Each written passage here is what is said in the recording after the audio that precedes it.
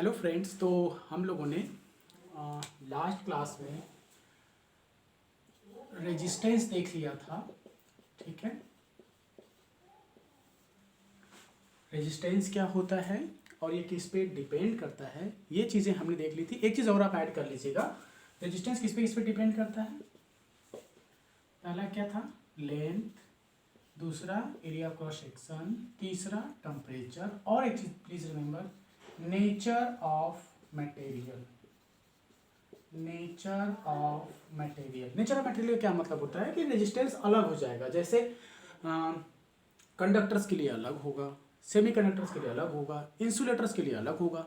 तो जो आपका किस चीज़ का बना हुआ है रेजिस्टेंस, आप किसकी बात कर रहे हैं, कौन ज़्यादा ऑब्स्टेकल्स क्रिएट करेगा, है ना। कंडक्टर्स में कम होगा, इंसुलेटर में तो बहुत ज़्यादा होगा। इंसुलेटर्स आप ऐसे समझो, इंसुलेटर्स में करंट नहीं फ्लो करती है, मतलब ऐसे समझो ये इलेक्ट्रॉन है, जाना चाहता है, बट इंसुलेटर होगा तो नहीं अलाउ करेगा, नहीं ही अलाउ करेगा। तो मतलब क्या हो गया, इसमें ऑब्स्टेकल सबसे ज़्यादा है, मीन्स रेजिस्टेंस सबसे ज़्यादा है। ऐसे ले लो आप कंडक्टर्स की बात, ठीक है, जाएगा, थोड़ा बहुत होगा बट जाएगा, अलाउ करेगा, है ना। तो इसमें कम होगा, इसमें ज़्यादा होगा, अलग अलग मटेरियल्स में कम ज़्यादा होता है।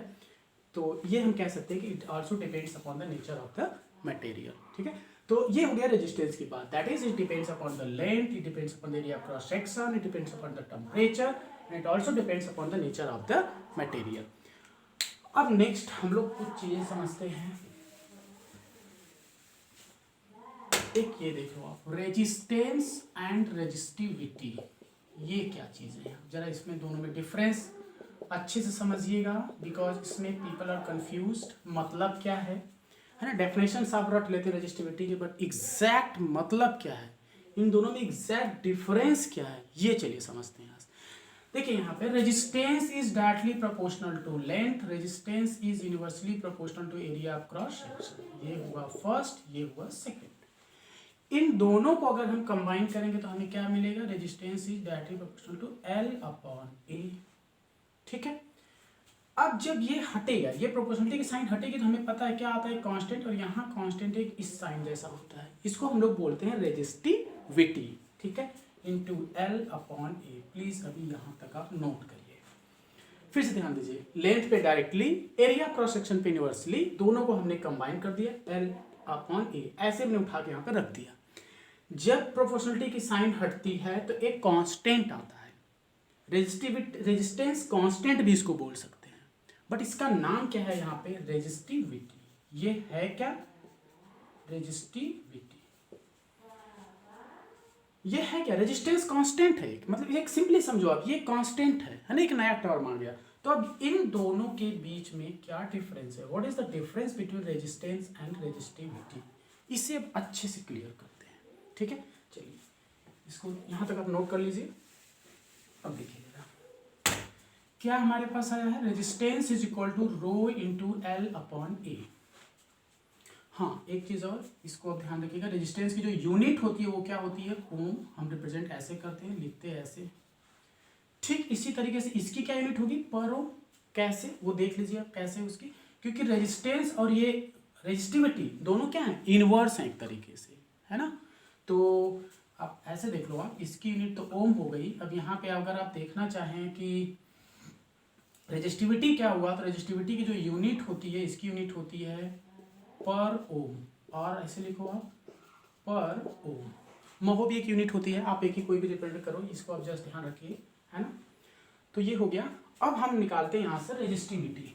रेजिस्टिविटी जरा देखते हैं, रेजिस्टिविटी इज इक्वल हो जाएगा R into A upon L. अब ये होता क्या है, इसको समझिए, बिकॉज हमारा ये टॉपिक लेने का मेन है टारगेट कि हम डिफरेंस को एग्जैक्टली समझें, है ना। तो यहाँ पे जरा देखो, अगर मैं ए की वैल्यू 1 ले लूँ, एल की वैल्यू 1 ले लूँ, तो रेजिस्टिविटी बराबर क्या हो जाएगा, रेजिस्टेंस। अब यहाँ से देखिए समझ में आ जाएगा। बुक्स में आप देखोगे तो resistivity is the resistance of unit length and unit area cross section of the conductor, ये कुछ लैंग्वेज लिखा होगा। मतलब क्या एग्जैक्ट इसका मतलब रियल लाइफ में समझिए क्या मतलब है इसका। देखिए रेजिस्टेंस जो होगा, चाहे जितना भी बड़ा वायर हो, what ever with the length of the wire, जैसे आप ले लीजिए, आप यहाँ से सपोज करो कि 10 किलोमीटर का लेंथ है या 10,000 मीटर है, 10,000 मीटर का इतना बड़ा वायर, लेट अस सपोज, इस पूरे 10,000 मीटर की लेंथ में we are going to count all the obstacles. वो क्या कहलाएगा? Resistance. What is resistance? Resistance is obstacles. तो पूरे 10,000 मीटर की लेंथ के जो ऑब्स्टेकल्स हैं वो रेजिस्टेंस कहलाएगा, पूरी 10,000 मीटर लेंथ की। जबकि रेजिस्टिविटी इज ऑल्सो रेजिस्टेंस, ये भी ऑब्स्टेकल है या फिर ये भी रेजिस्टेंस है, बट एक special condition, it is special type of resistance, है ना। इसको स्पेशल भी बोल सकते हैं, स्पेशल रेजिस्टेंस भी हम इसको बोल सकते हैं। तो क्या है ये? Resistivity is also resistance, but difference क्या हुआ यहाँ? डिफरेंस है पूरे 10,000 मीटर वाले लेंथ का नहीं, सिर्फ 1 मीटर वायर की लेंथ होनी चाहिए। और एक चीज ध्यान दीजिएगा, दो कंडीशन यहाँ सबसे ज्यादा इंपॉर्टेंट है। लेंथ भी 1, एरिया ऑफ क्रॉस सेक्शन भी 1 का मतलब है जिस भी यूनिट में आप ले रहे हैं। जैसे अभी हमने 10,000 मीटर का लेंथ लिया था, सपोज करिए उसकी जो ये वाली है ना एरिया ऑफ क्रॉस सेक्शन है, सपोज करिए कि वो 10 मीटर स्क्वायर है, 10 मीटर स्क्वायर कुछ मोटा सा वायर है, तो रेजिस्टेंस तो पूरी लेंथ और पूरी एरिया ऑफ क्रॉस सेक्शन जो एक्चुअल वायर था उसका हम मानेंगे, बट रेजिस्टिविटी सिर्फ और सिर्फ 10,000 मीटर वाले वायर की लेंथ का नहीं, 1 मीटर वायर का लेंथ लेंगे हम लोग। ऐसे फिर से समझो आप, 10,000 metre so much big wire, वो तो रेजिस्टेंस पूरा हो जाएगा। वो जितना मोटा 10 metre, 5 metre, 100 metre, 1000 metre square, जितनी भी एरिया क्रॉस सेक्शन पूरा ले लोगे आप, बट रेजिस्टिविटी जैसे ही आएगा, पहला क्या काम करना है? जो लेंथ होगी 1 करना है उसको। 1 यूनिटी का क्या मतलब होगा? जो भी आप लेंगे, जो भी यूनिट्स लेंगे वो 1 में होना चाहिए। मीटर जैसे लिया तो 1 मीटर का वायर लेंथ लेंगे, मिलीमीटर लिया तो 1 मिलीमीटर 1 लेंगे, है ना। 10,000 किलोमीटर लिया तो क्या करेंगे? 1 किलोमीटर करेंगे। सेंटीमीटर लिया तो फिर से 1 पे आएंगे। रेजिस्टेंस डज नॉट मैटर, आप चाहे जितने बड़े का लो, बट रेजिस्टिविटी हमेशा 1 मीटर लेंथ हमने लिया। दूसरी बात, एरिया क्रॉस सेक्शन जो होना चाहिए वो 1 मीटर स्क्वायर होना चाहिए, 1 मीटर स्क्वायर और 1 सेंटीमीटर स्क्वायर और 1 mm स्क्वायर और कुछ भी लो आप, बट 1 में होना चाहिए वो। इसलिए आपकी जो डेफिनेशन लिखी होगी रेजिस्टिविटी में वहाँ क्लियरली मेंशन होगा, बट वो एग्जैक्ट समझ में नहीं आती है। तो इसका एग्जैक्ट मतलब समझो आपकी, resistivity is also a resistance, और resistivity is a special type of resistance in which length of the conductor is unity का मतलब क्या होगा? 1 होगा, जो भी यूनिट होगी 1 में होगी, 1 ही होगा। 1 मीटर या 1 सेंटीमीटर और 1 जो भी लो आप। और दूसरी चीज, जो उल्टा बोल दिया, लेंथ 1 होगा और जो एरिया क्रॉस सेक्शन होगा उस तरह से 1 यूनिटी में स्क्वायर, मतलब 1 एरिया तो मीटर स्क्वायर होगा ना, या सेंटीमीटर स्क्वायर होगा। तो ये दोनों चीज हमें क्या लेनी होगी? 1 में लेनी होगी। उतना बड़ा वायर था, हमने बस 1 मीटर का लिया, और जो एरिया क्रॉस सेक्शन होगा कितना, उसको उतने बड़े वायर को मत करो आप। अब इस एक वैसा वायर लो जिसकी एरिया क्रॉस सेक्शन कितनी है, मान लीजिए इतनी है, 1 मीटर स्क्वायर है, that is now resistivity. Suppose from Delhi to Calcutta बहुत बड़ा वायर आपने बिछा दिया, तो पूरे, अब बहुत सारा मोटा है, तो पूरे वायर का जो रेजिस्टेंस होगा या पूरे ऑब्स्टेकल जो आप काउंट करोगे, दैट इज योर रेजिस्टेंस। लेकिन रेजिस्टिविटी नहीं, सिर्फ मान लो 1000 किलोमीटर तक बिछाया तो सिर्फ 1 किलोमीटर लोगे आप। 1 किलोमीटर में जितनी ऑब्स्टेकल्स आएंगे। और एरिया क्रॉस सेक्शन मैंने किससे बात करी? जैसे चौड़ाई के टर्म्स में, सड़क से जा रहे हो, सिर्फ 1 मीटर स्क्वायर या 1 किलोमीटर स्क्वायर की बात करोगे आप। You are going from the path, सड़क से जा रहे हो आप, 40 किलोमीटर आप गए, 40 किलोमीटर आप गए, लेंथ कितना हुआ? 40 किलोमीटर। रियल लाइफ का एग्जाम्पल ले रहे हैं आप, लेंथ कितनी हुई? 40 किलोमीटर। जो सड़क की चौड़ाई मैं लेता हूं, सपोज करिए कि 2 किलोमीटर, लेट अस सपोज, बहुत चौड़ा लगेगा आपको, but let us suppose 2 kilometre की चौड़ाई है सड़क की। अब जरा समझिएगा, यहाँ पे रेजिस्टेंस तो पूरे ऑब्स्टेकल्स होंगे, पूरे सड़क की उतनी पूरी चौड़ाई में जितने आप 40 किलोमीटर जा रहे हो, जितना ऑब्स्टेकल्स आ रहे, ऑटो ये वो सब काउंट करो, कहाँ तक? 40 किलोमीटर तक जितनी ऑब्स्टेकल आएगी वो रेजिस्टेंस होगा। लेकिन रेजिस्टिविटी क्या होगा? सिर्फ और सिर्फ 1 किलोमीटर की लेंथ में जितने हमारे पास ऑब्स्टेकल आएंगे, और सड़क भी 2 किलोमीटर नहीं, 1 किलोमीटर चौड़ी करनी पड़ेगी। Now in this whatever obstacles we are going to get, that is going to be your resistivity. Okay, so now you note down these things. You can note down in all this things simplest manner, इसको please you can understand, कुछ भी रट्टा नहीं करना है। Resistance is the obstacles, hindrance किसका, flow of charges का, कहाँ पे, in the conductor from one point two another point. Resistivity is also special type of resistance, किसका, कंडक्टर का, किस टाइप का, जिसकी लेंथ एंड एरिया का ये condition. Okay, you can note down this things.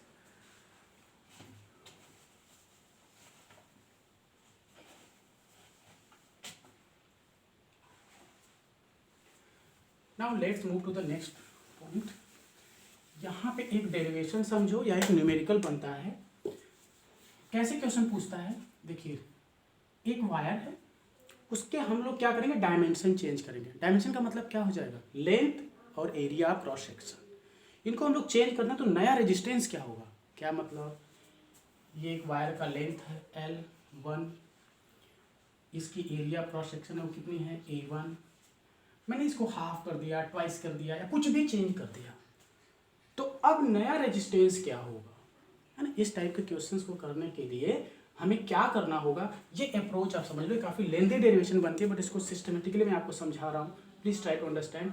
फिर से समझो आप, मेरा क्या कहने का मतलब है, वायर जैसे था, यही है, यही मार्कर है, इसको अगर ये खींचूँ मैं, खैर ये प्लास्टिक का ब्रेक कर जाएगा, बट अगर ये कंडक्टर होता, इट में भी आप सब मेटेलिक सब्सटेंस, तो ये एक्सपैंड करता। तो जरा एक बात समझिए, अभी ये है ओरिजिनल कंडीशन, इसका ओरिजिनल डायमेंशन, ये कुछ इसका लेंथ होगा और ये इसका कुछ एरिया क्रॉस सेक्शन होगा, but what I am trying to say, इसको मैंने खींच दिया, एक्सपैंड कर दिया, स्ट्रेच कर दिया, लेंथ तो बढ़ जाएगी लेकिन एरिया क्रॉस सेक्शन क्या होगा, घट जाएगा, it will decrease. Second case लो आप, सपोज करें मैंने इसको ऐसे कंप्रेस किया, तो लेंथ घटेगी और एरिया क्रॉस सेक्शन क्या हो जाएगा, बढ़ जाएगा। पूछा क्या जा रहा है, एक कंडीशन लो आप, ये है, खींच दिया, अभी का रेजिस्टेंस सपोज करो 10 ओम है, इसको मैंने खींच दिया, अब रेजिस्टेंस क्या होगा, या फिर मैंने इसको कंप्रेस कर दिया, अभी का रेजिस्टेंस कुछ है, कंप्रेस करने के बाद अब नया रेजिस्टेंस क्या होगा। दैट मीन्स क्वेश्चन क्या पूछेगा, what will be the new resistance if we are going to stretch a wire 2 times 3 times half, whatever we are going to do, find out the new resistance. इस type का question पूछा जाएगा। Approach समझते हैं इस type के questions को, करेंगे कैसे, सॉल्व कैसे करेंगे, तो 2-3 चीजें ध्यान रखिएगा जरा। इस टाइप का new resistance, you can make a heading, आप ऐसी चीजों नोट कर लो, आपको रिवाइज करने के लिए इजी होगा। New resistance on stretching the wire, on stretching the wire. अब इसको समझने की कोशिश करते हैं। चलिए, हमें पता है स्ट्रेच करेंगे, फर्क किस पे पड़ेगा, लेंथ और एरिया क्रॉस सेक्शन पे। तो क्या रेजिस्टेंस और लेंथ और एरिया क्रॉस सेक्शन से रिलेशन है, हाँ है। क्या, अभी हमने पढ़ा कि resistance is equal to rho into L upon A. हम स्ट्रेच कर रहे हैं तो हम 2 कंडीशन लेते हैं, पहले वाला लेंथ, पहले वाले एरिया क्रॉस सेक्शन, पहले वाला रेजिस्टेंस, और फिर एक नया कंडीशन, मतलब R2 L2 A2, 2 कंडीशन हम लोग लेने की कोशिश कर रहे हैं, ठीक है, और उससे हम कंपेयर करेंगे। तो देखिए कैसे करते हैं, यहाँ पे आप ऐसे कर लो, पहली कंडीशन ले लो, R1 इज इक्वल कितना हो जाएगा, rho into L1 upon A1, initial length, initial area cross section. Second case, ये न्यू हुआ आफ्टर स्ट्रेचिंग, आफ्टर स्ट्रेचिंग, अब क्या हो गया, देखिए चेंज हो जाएंगे, रेजिस्टेंस बदल चुका होगा, ये कांस्टेंट होगा, please remember this is constant, तो ये नहीं चेंज होगा, लेकिन लेंथ अब क्या हो चुकी रहेगी, बदल चुकी रहेगी, और एरिया क्रॉस सेक्शन भी क्या हो चुका रहेगा, चेंज हो चुका रहेगा, है ना। So what we have done, length भी चेंज हो गया, एरिया क्रॉस सेक्शन भी स्ट्रेच करने पर क्या हो चुका रहेगा, चेंज हो चुका रहेगा। अब हम इसको कंपेयर कर लेते हैं, R1 upon R2 is equal to, मैं कैसे लिख सकता हूँ, rho into L1 upon A1 upon rho L2 upon A2। देखिए ये तो कट जाएगा, ठीक है, इसको उठा के ऊपर लेते जाओ आप, क्या हो जाएगा, A2 अपॉन L2, है ना। मैं इसको अब रब कर दे रहा हूँ, you can note down sequentially, इसको मैं रब कर देता हूँ, यानी हमारे पास ये बन के आ जाएगा। ऐसे स्टेप टू स्टेप करिएगा। स्टेप नंबर 1 हम क्या कर रहे हैं, इनको लिख लिया, R1 अपॉन R2 हमने निकाल लिया, स्टेप नंबर 1। अब प्रश्न उठता है कि L1 A1 A2 L2 इनमें क्या रिलेशन क्या आएगा, ये हमें समझना है। तो स्टेप नंबर 1 पहले हमने ये कर लिया, स्टेप नंबर 1, स्टेप 1 हमने R1/R2 सिंपली निकाल के हमने रख लिया। स्टेप 2 अब क्या करते हैं, इसको मैं रब कर रहा हूँ, please you keep on noting down in the steps only, इस तरीके से। स्टेप 2 में अब आते हैं। स्टेप 2 में अब देखिए हमारे पास क्या बन के आया था, R1/R2 is equal to L1/A1 into A2/L2। बोले तो आप इसको एक साथ भी कर सकते हो, बट अभी ऐसे रहने दीजिए, ये हमारे पास आया था। ये स्टेप नंबर 1 का काम हो गया। हमने फर्स्ट को सेकंड से डिवाइड किया था, प्लीज सिंपली पहले वाली इक्वेशन को दूसरी इक्वेशन से डिवाइड किया था, तो R1/R2 की हमारी ये वैल्यू आ गई थी। स्टेप 2 में आप क्या करते हैं, देखिए जब आप वायर को स्ट्रेच करो या फिर एक्सपैंड करो, कुछ भी करो, कंप्रेस करो, volume will always remain same. Question उठता है ऐसा क्यों होगा, व्हाट इज वॉल्यूम? वॉल्यूम तो होता है मटेरियल, कोई भी चीज़ किसका बना हुआ है। जैसे ये है, ये जिस भी चीज़ का बना हुआ है, इसको आप एज्यूम करो कि अगर आयरन है, अगर मैं इसको एक्सपैंड करूंगा तो ऐसा थोड़ी नहीं कम हो जाएगा, नहीं, ये बस इंक्रीज किया, इसका डायमेंशन चेंज होगा। लेंथ, ब्रेड्थ एंड हाइट, या यहाँ पे कहो area, cross section and length are going to change, but ये जितनी भी अमाउंट है, जितनी भी क्वांटिटी है, जिस भी मटेरियल का बना है, that is not going to change. And what is volume? Volume is the quantity of the material. So please remember, अगर आप if you are going to stretch करते हो तो एक चीज ध्यान रखिएगा, volume remains same, that is volume is not going to change. यानी ये मतलब हुआ पहले वाला वॉल्यूम इज इक्वल टू बाद में वाला वॉल्यूम, वॉल्यूम चेंज ही नहीं होगा। तो दो कंडीशन हमने लिया था, that means what we can say कि V1 is equal to V2। इसे जरा समझ लिया, फिर से ध्यान रखो आप, पहले स्टेप में हमने R1/R2 निकाल के ऐसे लिख लिया। सेकेंड स्टेप में हम क्या कर रहे हैं, वॉल्यूम को इक्वेट कर रहे हैं। क्यों? क्योंकि वॉल्यूम हमारा क्या रहेगा, सेम रहेगा, क्योंकि पहले वाला वॉल्यूम इज इक्वल टू बाद वाला वॉल्यूम। अच्छा, हम ऐसा कर क्यों रहे हैं, क्योंकि देखिए L1A1 है, A2A2, ये A2A2 को हमको कुछ L1A1 के रिस्पेक्ट में निकालना है, तभी तो यहाँ से कुछ चीजें कटेंगी। ठीक है, तो देखिए जरा अभी हमने क्या किया, A1L1 is equal to A2L2। अब मैंने ये कैसे करते हैं, देखिए वॉल्यूम बराबर क्या होता है, length into breadth into height. तो यहाँ पे क्या होगा, एरिया A1, यहाँ L1 क्या हाइट है, प्लीज रिमेंबर हाइट। अब सिंपली सिलेंडर के केस में आप ध्यान रखिएगा, वॉल्यूम बराबर एरिया इंटू लेंथ होता है। वॉल्यूम बराबर एरिया इंटू लेंथ क्यों होता है, ये भी आप समझ लो। जैसे ये चीज़ है आपका, ये लेंथ मेरी हो गई, और ये है, इसको आप ऐसे समझो, ये पूरा एरिया क्रॉस सेक्शन, और एरिया की जगह आप लेंथ इंटू ब्रेड्थ कंसिडर कर सकते हो। इसको हाइट की जगह हमने क्या ले लिया, लेंथ ले लिया, है ना। तो सिंपली अगर मुझे इसका वॉल्यूम निकालना है तो what I will say, length into this area of cross section, that is A into L, ये हो जाएगा इसका वॉल्यूम। तो ये आ गया आपका।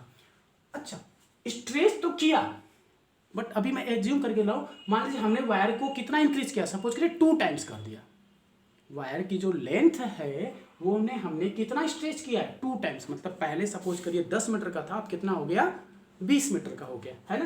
तो यहाँ से प्लीज ध्यान रखिए, तो हमें वॉल्यूम में रिलेशन, देखिए लेंथ का भी मैंने कहा था ना, लेंथ का तो पता चल गया, L1 10 तो L2 कितना हो गया, 20, बट इसके बारे में कोई इंफॉर्मेशन नहीं है।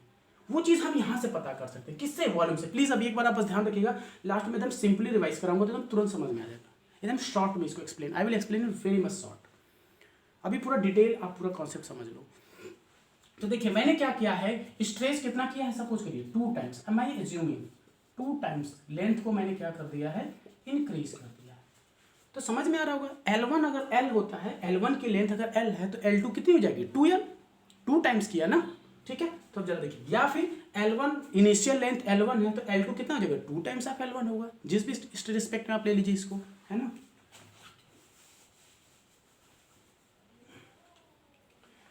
चलिए अब समझिए जरा, तो A1 initial area cross section, A1 initial length में L1 ही ले रहा हूं, फाइनल एरिया क्रॉस सेक्शन कितनी होगी मुझे पता नहीं, L2 कितना हो जाएगा, 2 टाइम्स ऑफ L1। क्यों, प्लीज फिर से देखो आप, इनिशियल लेंथ मैंने L1 माना था, अब मैंने लेंथ को 2 टाइम्स इंक्रीज कर दिया है, तो L2 की जो वैल्यू हो जाएगी वो कितनी हो जाएगी, 2 times of L1। What will L2 become, 2 times of L1। ठीक, अब यहाँ जरा देखो आप, L1 से L1 कट जाएगा, है ना। So now what is the value of A2, A2 will become A1/2। हमें ये कंडीशन मिल चुकी है, ठीक, एरिया क्रॉस सेक्शन का मिल गया, और हमें ये भी पता है L2 बराबर 2 टाइम्स ऑफ L1। फिर से समझिएगा। स्टेप नंबर 1 हमने R1/R2 निकाला। स्टेप नंबर 2 हमने वॉल्यूम को इक्वेट किया। क्यों? क्योंकि वॉल्यूम सेम रहेगा। A1 L1 बराबर A2 L2। Area cross section के बारे में देखिए कुछ भी हो सकता है, या तो एरिया क्रॉस सेक्शन को बोल देगा, हमने अभी लेंथ को लिया, अगर एरिया क्रॉस सेक्शन कहता 2 टाइम्स 3 टाइम्स 4 टाइम्स हाफ जो भी कहता वो आप A2 की जगह रखते। या मैं अभी न्यूमेरिकल आएगा तो वहाँ पे हम बहुत सारा सॉल्व करेंगे, समझ में आ जाएगा। मैं एक बेसिक अंडरस्टैंडिंग लेके भी चल रहा हूँ। सपोज कि इसको 2 टाइम्स किया है, n टाइम्स भी बोल सकता है इसको, है ना, इसको n टाइम्स भी ले सकता है। जैसे 2 टाइम्स बोला है, यहाँ पे 2 की जगह हम n मान ले सकते हैं। n कुछ भी हो सकता है, 2 3 4 हाफ 0.5 6 टाइम्स जो भी करना हो करो, है ना। तो अब इसको जरा देखिए, अब ये जो वैल्यूज है जस्ट उठा के यहाँ पर रख दीजिए, यही स्टेप नंबर 3 हो गया, आपका रिजल्ट आ गया। So simple. फिर से स्टेप नंबर 1 R1/R2। R1/R2 कैसे निकाला? R1 की वैल्यू जो होती है वो R2 की जो वैल्यू होती है वो लिखा, डिवाइड किया, ये आ गया। स्टेप नंबर 2 वॉल्यूम को इक्वेट किया, यहाँ से हमने A2 की वैल्यू निकाली और L1 L2 की तो पता थी। अब इसको जरा इसमें पुट अप करके देखिए, आई एम रनिंग इट। इसको यहाँ पे देख लो आप, देखिए R1/R2 is equal to L1, मैं इसको एक साथ लिख दे रहा हूँ, ठीक है, any problem, L1/L2 into A2/A1। अब जरा यहाँ से देखिएगा, L2 की वैल्यू कितनी होगी 2 टाइम्स ऑफ L1 और A2 की वैल्यू कितनी हो गई A1/2। प्लीज ध्यान दीजिएगा, L1 से L1 यहाँ कट गया, L2 की जगह 2L1 रखा है, L1 से L1 कट जाएगा, A2 की जगह A1/2, ये वैल्यू देखिए यहाँ आ चुकी है, A1 से A1 यहाँ पे कट गया, ठीक। I am rubbing it now. अब आप इसको देख सकते हो, R1/R2 की जो वैल्यू हो जाएगी वो कितनी हो जाएगी, यहाँ पे देखिए कितना बच रहा है 1/2 इंटू, यहाँ भी ये सब कट चुका है, कितना हो गया 1/2। ओके, फिर से देखो, L1 L1 कट गया 1/2, A1 कट गया, कितना बचा 1/2। तो ये कितना हो गया, दैट इज 1/4। और हमें न्यू रेजिस्टेंस निकाला था ना, R2 is the new resistance. तो यहाँ पे देख लो, यानी कि R1/R2 is equal to 1/4, that is R2 यहाँ चला जाएगा, तो R2 बराबर कितना हो जाएगा R1/4।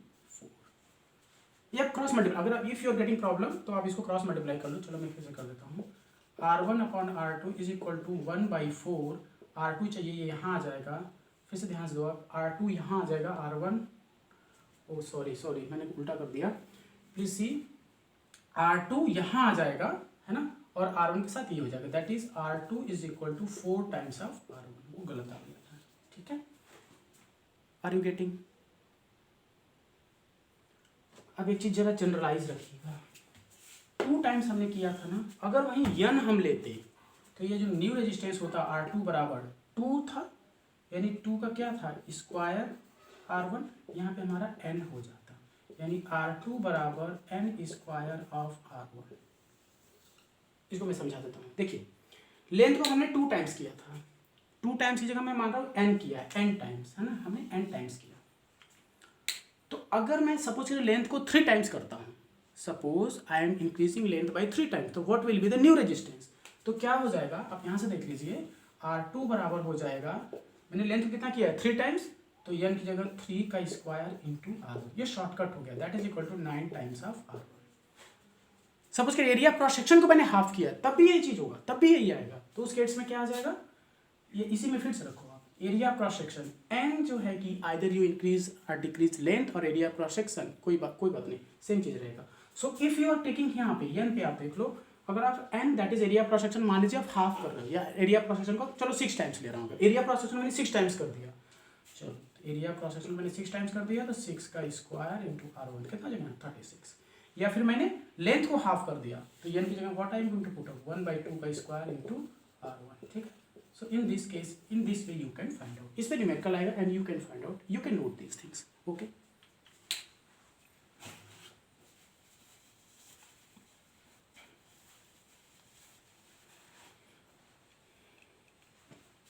चलिए, now इसको short में let's try to understand. इसको ऐसे ही you can note down.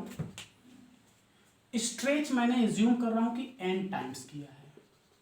I am assuming n times मैंने stretch किया है. क्या? कुछ भी, एरिया को या तो लेंथ को, कुछ भी मैंने इंक्रीज किया है, इंक्रीज डिक्रीज कुछ भी किया है। तो क्या 3 स्टेप्स होंगे वो देख लेते हैं। स्टेप नंबर 1 हमने क्या किया है, R1 अपॉन R2 पता किया है, ठीक। R1 क्या होगा, रेजिस्टेंस बराबर क्या होता है, रो इंटू एल अपॉन ए, तो 1 है तो L1 A1 हो जाएगा, अपॉन R2 तो रो L2 अपॉन A2, ये यहां से कट जाएगा, इसको उठा के ऊपर लेके चले जाओ। यानी स्टेप नंबर 1 हमारा क्या हो गया, R1 अपॉन R2 पता करेंगे। स्टेप नंबर 2 में हम क्या है, इसमें ध्यान रखना है हमें, वॉल्यूम विल रिमेन सेम। फिर से स्टेप नंबर 1 में हमने क्या पता किया, R1 upon R2। Step number 2 में हम V1 बराबर V2 करेंगे, और यहां से हम पता करेंगे आइदर नई वाली लेंथ या फिर नया वाला एरिया ऑफ क्रॉस सेक्शन क्या होगा। दैट इज यहां से हमें क्या मिलेगा, what we are going to from here, either A2 और हमें यहां से मिलेगा L2, ठीक। और जो चीज यहां से मिलेगी इसी को हमें क्या करना है, सब्स्टिट्यूट या फिर पुट करना है यहां पर, है ना। नया A2 आ जाएगा, वो यहां पुटअप कर दोगे, नया L2 आ जाएगा, यहाँ पुटअप कर दोगे, नया रेजिस्टेंस आपको यहाँ से मिल जाएगा। So these are the 3 steps जिसमें आप क्या कर सकते हो, नया रेजिस्टेंस फाइंड आउट कर सकते हो। Again I am revising, resistance क्या होता है, you have understood, obstacles, simply hindrance, and what is resistivity, ये भी रेजिस्टेंस होता है, बट ये स्पेशल रेजिस्टेंस होता है, किसका, उसी कंडक्टर का, बट वो उसकी लेंथ और एरिया क्रॉस सेक्शन कितनी होनी चाहिए, यूनिटी होनी चाहिए। This were the basic differences. I think you have understood resistance क्या होता है, रेजिस्टिविटी क्या होता है, रेजिस्टेंस डिपेंड किस पे करता है, वो मैंने लास्ट क्लास में हम लोगों ने देखा था। और इसके बाद इसमें हमने देख लिया कि अगर हम लेंथ को increase decrease, that means what, simply we are going to change the dimension of the conductor, then what will be the effect on the new resistance, how it is going to change. So we can say that if you're going to increase the length or decrease the length, then also area of cross section will be affected, or if you're going to and that's why resistance is also going to change. And in the same way, if you're going to change the length, then area cross section change, and area cross section change, then length also change, and then resistance is also going to change. Simply don't get confused, simply आप dimensions change करोगे तो उसका length या area of cross section जो भी करोगे तो resistance भी चेंज होगा। What are the 3 steps, step number 1 R1 upon R2, step number 2 volume को सेम करो, क्यों सेम करो, मीन्स इक्वेट करो, क्यों, so that we can get the what new either length or area cross section, so that we can substitute it in the first equation and get the new resistance. So these are the basic concepts, and thanks.